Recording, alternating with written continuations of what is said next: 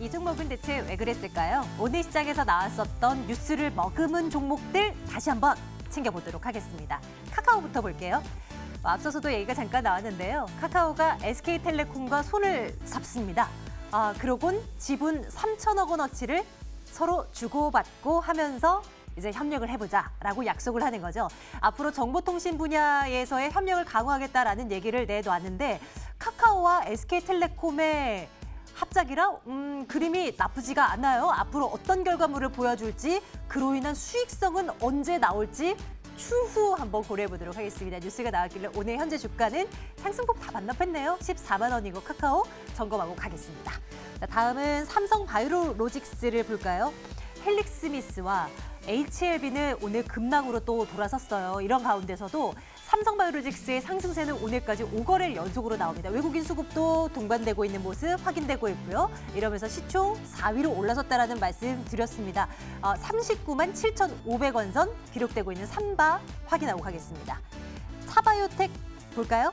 호재성 뉴스가 떴는데 줄기세포 치료제 임상에서 염증 반응이 억제되더라. 그리고 뇌졸중 치료 가능성이 있다라는 것을 확인했다라는 뉴스가 전해집니다. 분명 주가는 올라갈 만한 뉴스이긴 하죠. 그런데 이제 임상 2상을 준비하고 있는 걸요. 신약이 완전히 나오기까지는 아직 갈 길이 멀어 보입니다. 장중한 때 10% 넘는 급등세를 보였던 차바이오텍 지금은 1.33%의 상승으로 진행되고 있고요.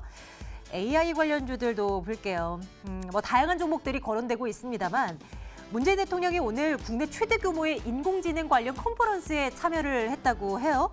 바야흐로 인공지능 시대다라고 말을 하면서 개발자들이 끝없는 상상을 펼칠 수 있도록 정부가 지원하겠다 이런 연설을 했습니다. 정부가 이쪽 방향을 통해서 끊임없는 투자를 할 것이고 지원을 하겠다는 것을 다시 한번 강조한 오늘이었던 거죠. 그래서 관련주들 또 급등세를 보이고 있는 상황인데요. 참 매번 단발성인 것이 문제예요. 앞으로 어떻게 진행될지 그래도 챙겨봐야 할 섹터가 아닌가 생각이 됩니다. 암호화폐 관련주들도요. 중국이 움직이면 이들도 갑니다. 시진핑 주석이 블록체인 관련한 컨퍼런스에 참석해서요. 블록체인 분야에서 중국이 주도권을 쥐어야 한다고 강조했습니다. 그리고 블록체인 관련, 암호화폐 관련한 법안을 최근 통과시킨 것도 시장에서는 화제가 됐어요. 관련 이슈가 전해진 이후로 비트코인은 1,100만 원 위로 올라서 이제 지금도 진행이 되고 있는 상황이고요. 이슈가 있을 때 우리 기술 투자 대번 올라가잖아요. 오늘도 20% 넘는 급등, 비덴트, SCI 평가 정보 등등도 강한 모습 보여주고 있습니다. 대응 전략 좀 챙겨보도록 할 거고요.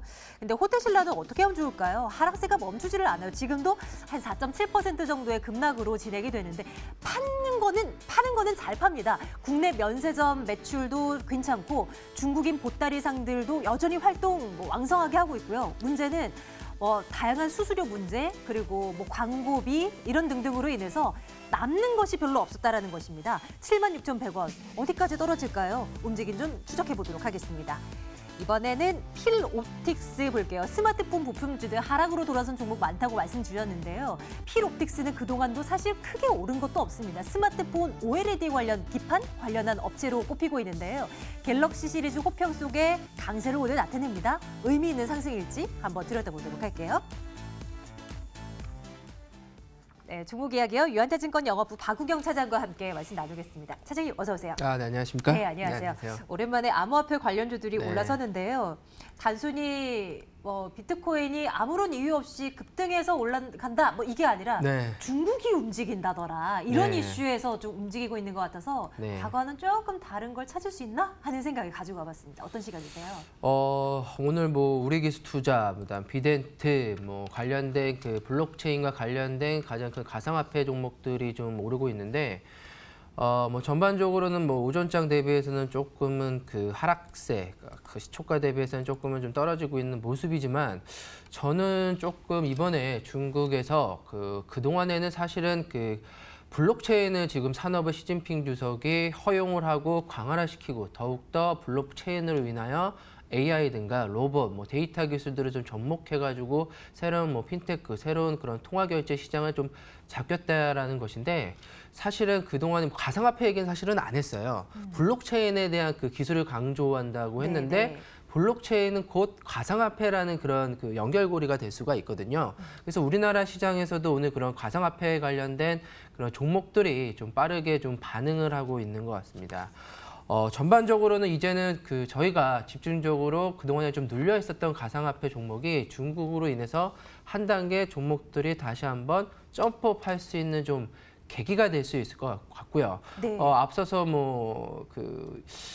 이승조 대표가 네네. 말씀하셨던 그런 뭐 미국의 그 달러에 대한 그런 기축 통화에 대한 그 중심을 네. 이제 그동안에 뭐 이하나가 여러 가지 역할을 하려고 노력을 했었으나 그 역할이 쉽지가 않았거든요. 근데 사실 미국에서는 그 페이스북이 사실은 가상화폐 통화를 그 발행하고 실행하려고 지금 다 준비를 했는데 최근에 또 부정적인 얘기 나왔잖아요. 그렇죠. 미국에서 상당히 부정적인 얘기가 나오면서 페이스북 대표가 중국에서 이미 준비를 하고 있다라고 좀 발행을 했었어요. 네. 그리고 나서 일주일 지나서 이제 시진핑 주석이 좀 말을 했기 때문에 전반적으로 전 세계적으로는 다시 한번 가상화폐에 대한 그런 그 움직임들은 좀 눈에 띄고 있어서 뭐 비덴트, 우리기술투자 충분하게 지금은 적극적으로 저희가 관심을 좀 가져야 된다라고 좀 볼 수가 있을 것 같습니다. 소위 존버라는 신조어, 네. 가자라는 신조어를 만든 것이 이 네. 가상화폐 관련 그 가상화폐들 아니겠습니까?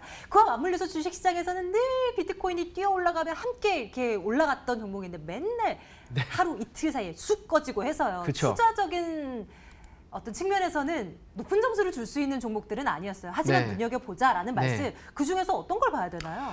두 가지 보시면 될 것 같아요. 우리기술투자랑 비덴트 둘 다 이제 국내 그런 그 가상화폐 거래소에 지분 투자를 좀 하고 있고요. 우리기술투자부터 차트를 보신다면은 바닥권에서의 대량 거래가 터지고 22% 지금 상승세를 좀 실현을 하고 있고요. 우선 대량 거래가 터졌다는 것은 추세가 전환될 확률이 좀 높다라고 좀 보시면 되고 있고 매물대들을 좀 바닥에 있는 매물대들을 좀 돌파했다는 것은 좀 긍정적으로 저희가 좀 봐야 될 것 같아요. 그래서 종가가 지금 가격으로 충분히 끝난다면은 뭐 내일 뭐 살짝 눌리더라도 저희가 적극적으로 매수 관점으로 좀 보는 것이 좀 맞겠다라고 좀 보이고 있고 비덴트 같은 경우에는 아침에는 사실 한 17%까지 올라가다가 지금 장 후반에는 좀 밀리는 좀 양상인데 네.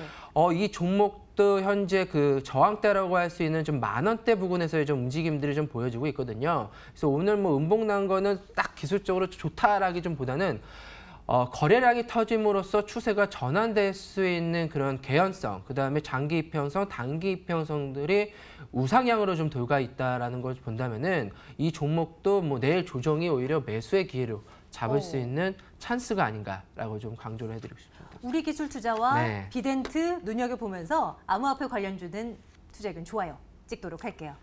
자, 다음은 필옵틱스 점검해 보도록 하겠습니다. 뭐 개별 이슈가 따로 오늘 나온 거는 아니어서요. 최근에 이 업체가 사장님 갤럭시 네. 폴드에 들어가는 뭐 기판 공급하는 그 업체 맞아요? 뭐 갤럭시 폴드뿐만이 아니라 갤럭시 네네. 부품에 이거 직접적으로 이제 그 납품을 하고 있고요. 그다음에 이제 필옵틱스 같은 경우에는 사실은 이제 장비 업체로 사실 좀 많이 네, 알려져 있어요. 그쵸. OLED 이제 장비 업체고요.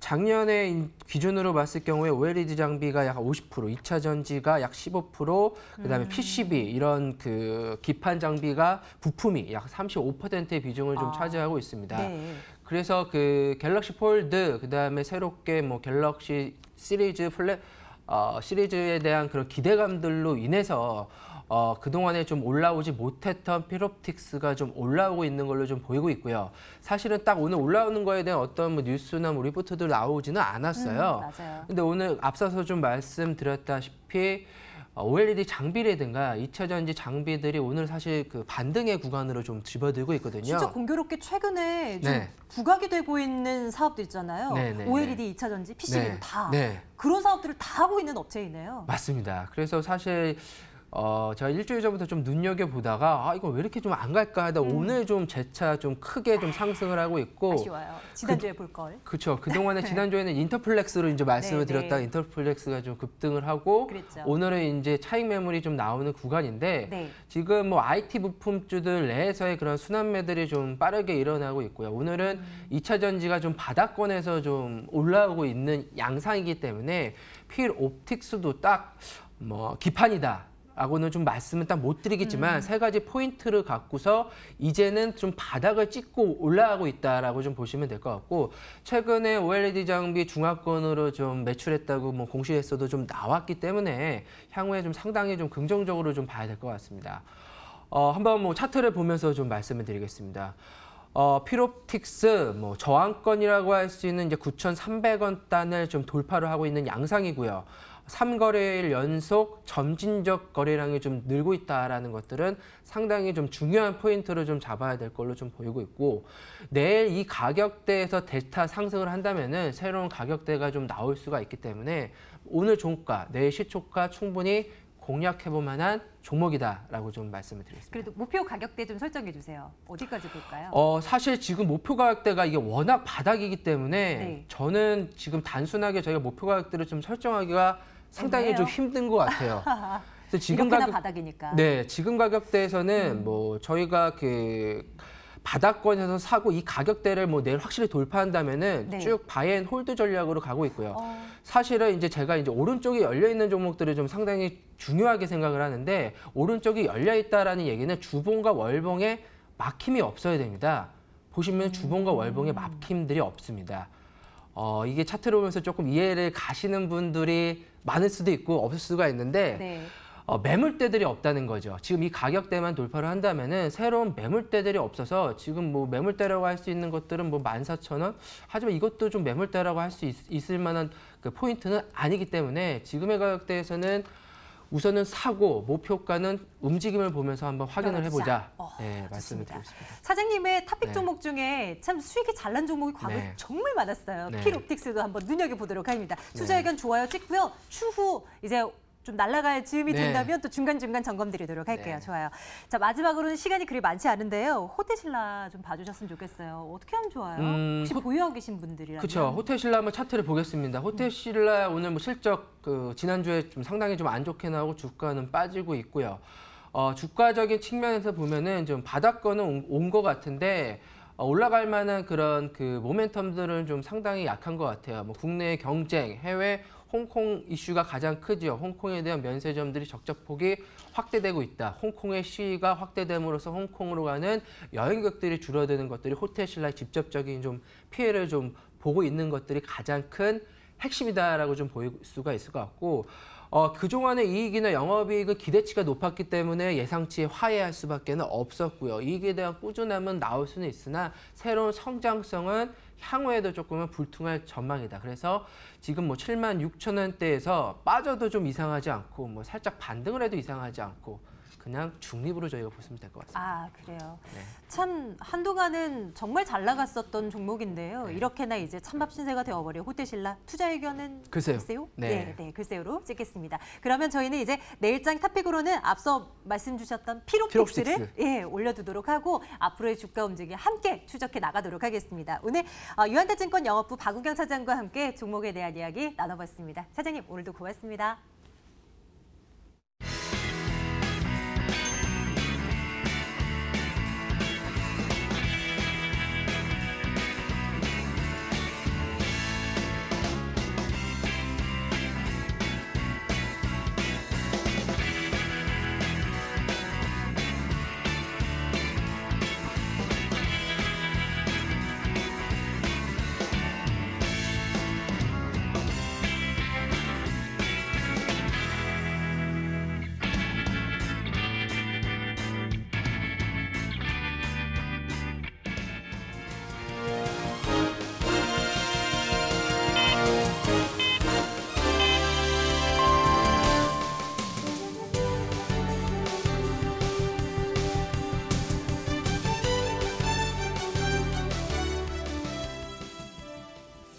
한 주의 첫 거래입니다. 월요일 거래가 마쳤습니다. 10월 28일인데요. 미중 무역 협상이 긍정적으로 진행되고 있다라는 공식 보도를 듣고 시작한 국내 증시입니다. 또 우리 시간으로 31일입니다. 이 새벽에 FOMC라는 빅 이벤트를 기다리고 있는데요. 아무래도 금리 인하 가능성이 어느 정도 확정이 되고 있는 상황이고요. 또 미국의 3분기 GDP 발표까지 빅 이벤트를 여러 가지 기다리고 있는 우리 증시입니다. 한 주의 첫 거래입니다. 출발한 마감가부터 열어보도록 하겠습니다. 종합주가 지수가 0.27%의 강세를 보이면서 2093선에서 종가를 형성했습니다. 오늘 장 초반에 한 2104선까지 돌파가 나왔었는데요. 그 후로 힘이 계속해서 빠지면서 2093.60포인트의 종가를 형성했습니다. 코스닥이 후장 들어서 탄력을 대부분 반납했습니다. 0.01% 미미한 강세권에서 652.42포인트의 종가를 형성했습니다. 오늘 고점은 657선 정도밖에 되지 않았었고요. 650선에서의 등락을 계속해서 이어가고 있는 상황입니다. 원달러 환율이 오늘은 하락으로 방향을 틉니다. 0.24%에 하락하면서 1170원 20전에서 거래를 마무리 지었습니다. 오늘 중국 증시와 일본 증시는 흐름이 그래도 괜찮았습니다. 중국 상해 종합지수 0.63% 상승하면서 2973선에서 움직이고 있는 상황이고요. 조금 전 마감한 일본 니케이 지수는 강보합권에서 거래 마쳤습니다. 0.3%의 강세를 이어가면서 22,867엔대에서 거래를 마무리 지은 모습 짚어드리도록 하겠습니다. 수급 화면으로 자세하게 점검해 보도록 하겠습니다. 먼저 유가증권 시작입니다. 외국인들이 이탈이 나왔습니다. 오늘 643억 원 그래도 제한된 매도세를 보이는 모습이고요. 기관인 삽니다. 1,400억 원 사들이는 모습, 개인도 외국인과 동반해서 1,197억 원 매도하는 모습 보였습니다. 코스닥의 수급 점검해 보시죠. 외국인들은 그래도 후장 들어서 매도에서 매수로 스탠스를 바꿉니다. 182억 원 사들이는 모습이고요. 기관이 337억 원 사들이면서 코스닥의 지수 하락을 방어해주는 모습입니다. 개인은 450억 원 코스닥 시장을 홀로 이탈하는 모습 점검이 됐습니다. 제약바이오주부터 체크해 보도록 하겠습니다. 오늘 선별적인 움직임은 보였는데요. 아무래도 HLB와 강센바이오텍 같은 전장에서 하락세를 보이는 종목들이 오늘도 급락을 이어가고 있습니다. 오늘은 제약바이오 중에서 그래도 줄기세포 관련주들은 강세를 나타냈습니다. 네이처셀이 보시면 19% 강세를 보이면서 1,550원에 종가를 형성했습니다. 강한 모습 체크가 됐고요. 아스타가 보시다시피 오늘 상한가를 기록한 종목입니다. 5,970원까지 가격 제한폭을 가득 채워가는 모습인데요. 아스타가 미생물 진단기기 수출한다라는 공시를 내놨습니다. 오늘 매수세가 집중되는 모습입니다. 안트로젠은 반락되면서 거래 마쳤습니다. 0.8%의 하락권에서 48,000원에 종가 형성했습니다. 강센바이오텍이 금요일장 하한가를 기록하고 추가 하락이 나옵니다. 17% 급락하면서 7,990원까지 주가가 내려앉은 모습이고요. HLB와 HLB 생명과학도 지난 거래일과 그 전 거래일 모두 계속해서 하락세를 이어오고 종목인데요. 고점에 대한 부담감은 아직도 안고 있는 모습입니다. 오늘도 15%, 17%대 급락하면서 13만 1,000원의 종가 형성했습니다. 생명과학도 31,450원까지 어느덧 내려와 주는 모습입니다. 오늘 조금 좋았던 섹터가 있었는데요. 바로 비트코인 관련주입니다. 시진핑 중국 국가 주석에 의해서 긍정적인 모습이 보였습니다. 보시다시피 우리 기술 투자가 22% 급등하면서 거래를 마무리 지었습니다. 시진핑 중국 국가 주석이 비트코인이 주는 기회를 활용해 봐라라고 밝히면서 관련주들이 계속해서 급등해 주는 모습인데요. SCI 평가 정보도 15%대 급등을 하면서 2,525원까지 주가가 올라와 주는 모습입니다. 비덴티도 5%대 긍정적인 모습을 보이면서 거래를 마쳤는데요. SCI 평가 정보가 윗꼬리 좀 길게 달면서 오늘 장중 변동성이 좀 심한 모습이긴 하는데요. 그래도 대량 거래를 수반하면서 두 자릿수 급등세 유지하면서 거래를 마쳤습니다. 2,200, 2,525원에 종가 형성했습니다. 비덴트도 만원 선 바라보면서 9,660원까지 올라와 주면서 종가를 형성했습니다. 이어서 반도체 관련주도 한번 체크를 해보도록 하겠습니다. 오늘도 역시 강한 모습을 보여줬는데요. IT투톱은 그래도 긍정적인 흐름 보이면서 종가 형성합니다. SK하이닉스가 장중 오늘 좀 올라와 주는 모습이었는데 상승분은 대부분 반납하면서 보합권에서 거래를 마무리 지었습니다. 음봉으로 전환됐고요. 밑꼬리 좀 길게 달면서 변동성이 역시 수반이 되는 모습입니다. 삼성전자가 오늘도 강합니다. 전거래일 이어서 2거래일 연속 상승세 이어가고 있습니다. 0.8% 가까운 상승권에서 51,300원까지 올라와 주면서 51,000원 선을 다시 한번 지지해주는 모습입니다. 오늘 거래도 굉장히 많이 실린 모습 보실 수가 있겠고요. 원익 IPS가 오늘도 52주 신고가 다시 한번 기록합니다. 2.7%의 강세권에서 33,700원에 종가 형성했습니다. 오늘 굉장히 강했던 종목입니다. 많이들 나왔던 종목인데요. 코리아 서킷가 장중에 상승분을 모두 정리하고 급락하면서 거래를 마쳤습니다. 차익 실현 매물이 급락으로 나온 모습 볼 수가 있겠는데요. 코리아 서킷가 6.9% 하락하면서 상승분을 모두 반납하고 9,000원까지 다시금 내려와 주면서 종가를 형성한 모습 보실 수가 있겠습니다. 코리아 서킷가 상승분을 모두 반납하고 종가를 형성했다는 점, 우선주는 4.7%의 강세를 보이면서 거래를 마쳤습니다.